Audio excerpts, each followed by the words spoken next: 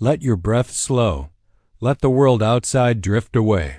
Tonight, we'll walk softly through the shadowed halls of history, not to chase battles or kingdoms, but to understand how power once wrapped itself in silence. This is the story of kings, not the noble ones in golden robes, but the rulers who used darkness, fear, and quiet control to keep their people in line. These were not always loud tricks. Many were whispers, subtle, invisible. Yet they shaped the lives of peasants who worked from dawn to dusk, never questioning why the weight of the world pressed only on their backs. The first trick was divine authority. Kings claimed they were chosen by God. This wasn't just a blessing, it was a boundary. If a king was placed by heaven, then resisting him became not only treason but blasphemy. For a peasant who feared eternal damnation more than hunger, this idea was a quiet cage. No sword needed, just a sermon. Just a reminder from the local priest that heaven looked like a throne. Second, there was ritual and spectacle. Kings surrounded themselves with symbols, crowns, capes, trumpets, and cathedrals. The idea was to feel larger than life, untouchable, godlike. The more dazzling the ceremony, the smaller the common man felt in comparison. A peasant watching a coronation would see not just a man but a myth walking past. Power became magical because magic didn't need to explain itself. The third trick was illiteracy. Most peasants couldn't read. And so, everything they knew came through word of mouth, often controlled by the church or the crown. Laws were read to them, not written for them. Truth was decided by others. Kings made sure education was a privilege, not a right, because knowledge can ask questions, and questions are dangerous when answers might threaten the throne. Then came land ownership. Almost all land belonged to the king or his lords. Peasants worked the soil but never owned it. They could be evicted, taxed, or transferred with the land itself like furniture. This meant a peasant's life depended on the mood of someone they would never meet. It was control not through chains, but through crops. The fifth method was forced loyalty through oaths. Nobles and knights swore fealty to the crown, and in turn, the peasants swore fealty to their lords. Breaking an oath meant punishment. Keeping it meant servitude. It was a web of words, a hierarchy built on promises that only protected those at the top. Kings also used controlled fear. Not the chaos of war, but the quiet fear of punishment. Stocks in the village square. Whipping posts. Silent disappearances. Even if punishments were rare, the memory of one was enough to remind people of what could happen. Fear became a language. And kings spoke it fluently. The seventh trick was manipulating hunger. By taxing grain or seizing food during war, kings kept peasants dependent. In times of plenty, they were generous. In times of famine, they were providers but only to the obedient. It wasn't just survival. It was obedience through appetite. A hungry child could turn any parent into a loyal subject. There was also managing movement. Peasants couldn't just leave. Roads were dangerous. Travel was restricted. In many places, you needed permission to go beyond your village. This kept ideas from spreading. No wandering storytellers. No revolutionary news. Just the same routine, day after day, year after year. Safe. Predictable. Controlled. The ninth method was selective justice. Courts existed, but not for everyone. Nobles were judged by different standards. Trials could be bought. Justice was a performance, not a promise. For a peasant, the law was often a wall, not a shield, and behind that wall, kings ruled unchallenged. Then came taxation without clarity. Peasants paid taxes on everything: grain, animals, weddings, even death. But they rarely knew where that money went. There was no accounting, no transparency. Just collectors with ledgers and swords. Taxes were not about funding needs. They were about reminding people who was in charge. The 11th trick was war as distraction. Kings would often launch foreign wars, not always to win land, but to unite their people against an outside enemy. A hungry army was fed. Angry peasants were drafted. The crown stayed secure because fear was directed outward, not upward. And when soldiers returned, they were too tired or too broken to rebel. Another tool was religious alignment. Kings and the church walked hand in hand. The church preached obedience. The crown protected the church. Together, they shaped not just lives, but afterlives. Disobedience to the king could mean punishment in this world, but defiance of both could mean torment in the next.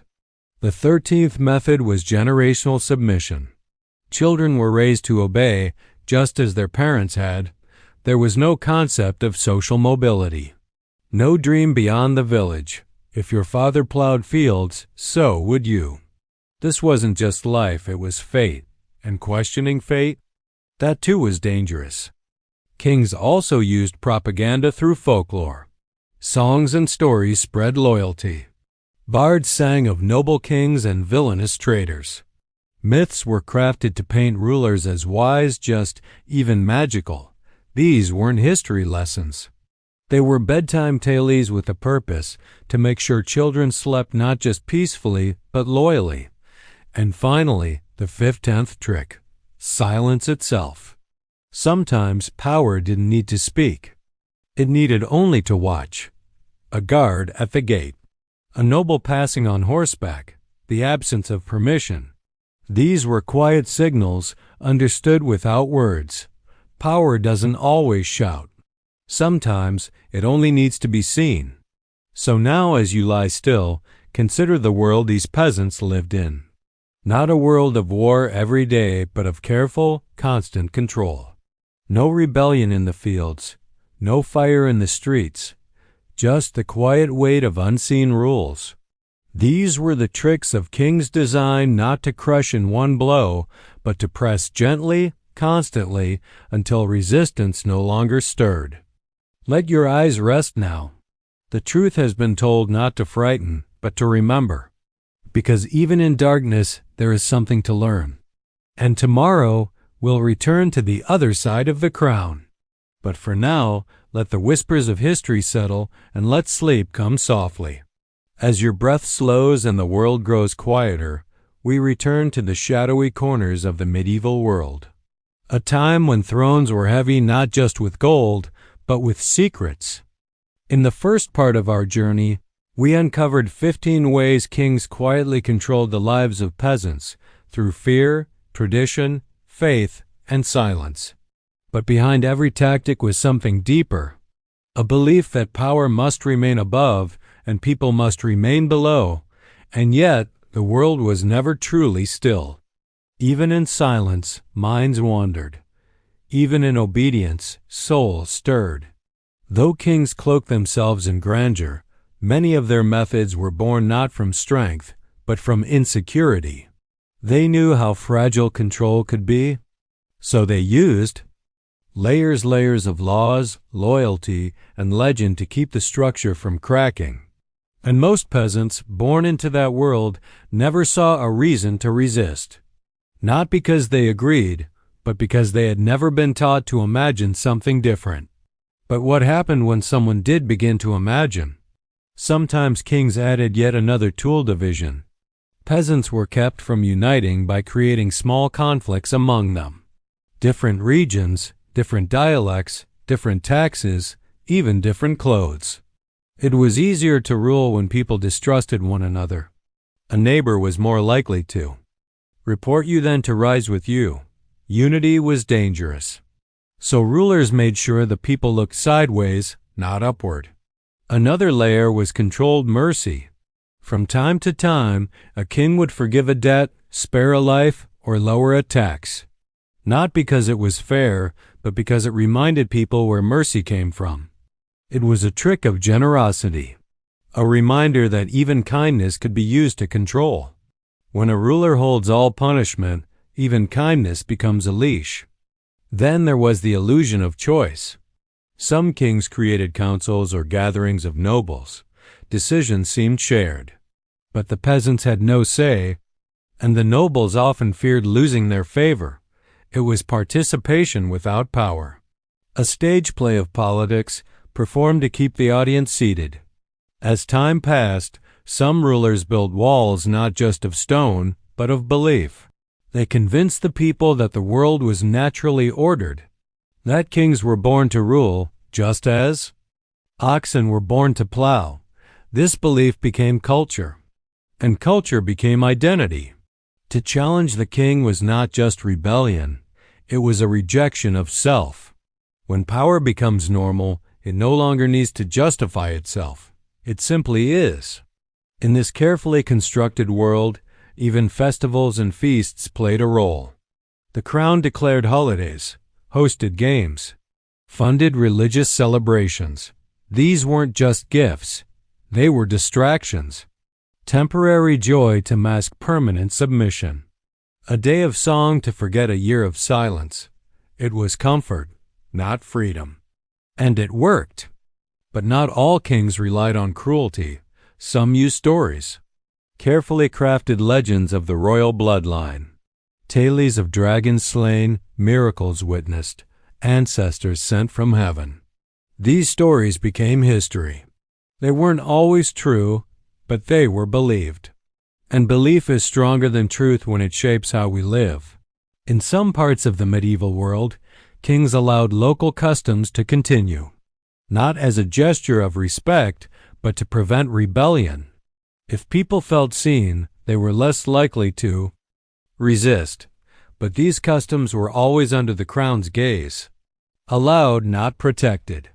A quiet reminder that even freedom, in small doses, could be granted or taken away. And when whispers of rebellion did arise, kings used another trick: redirection. They blamed outsiders, foreigners, enemies, anyone but themselves. Scapegoats became safety valves. And fear turned outward once more. At times, kings even rewrote history. Chronicles were edited, songs changed, statues erected. A ruler could become a saint in death, even if feared in life. The past was shaped to serve the present, and without books or schools, few could challenge what they were told. All of this created a patterned illusion that life could never change, that a peasant was born to serve and a king to rule. The greatest trick kings ever used was to make power feel permanent. And yet, as we know now, no power lasts forever. Because slowly, across centuries, people began to question. A priest spoke too boldly. A farmer refused a tax. A soldier laid down his sword. These were small acts. But they rippled. Ideas crossed borders. Rebellion sparked. Kings were forced to listen or fall. The tricks began to crack. And from those cracks, new worlds emerged. Peasants began to read. Some learned to write. Words became tools. And truth began to compete with tradition. The printing press, invented centuries later, would become the king's greatest fear. For with it came not just books but questions. And when people ask why, the world begins to change. But for many, the change came too late. Generations lived and died under the weight of these dark tricks. They tilled fields, raised children, and prayed for peace, all while being watched, taxed, and quietly controlled. So tonight, as you drift into rest, remember this power is not always loud. Sometimes it is gentle, smiling, sacred, but still controlling. The most effective chains are the ones we do not see. And the most dangerous rulers are not always cruel but clever. Yet even the cleverest kings could not stop time. They could not stop thought or hope, or the slow, quiet rise of a world that would one day whisper back, "We remember." And know you remember too, not to fear, but to see, to understand how the past shaped the present, and how awareness is its own kind of freedom. Let your eyes close. Let your breath slow. The darkness of history has been told softly tonight, and from it, you carry only wisdom, not weight.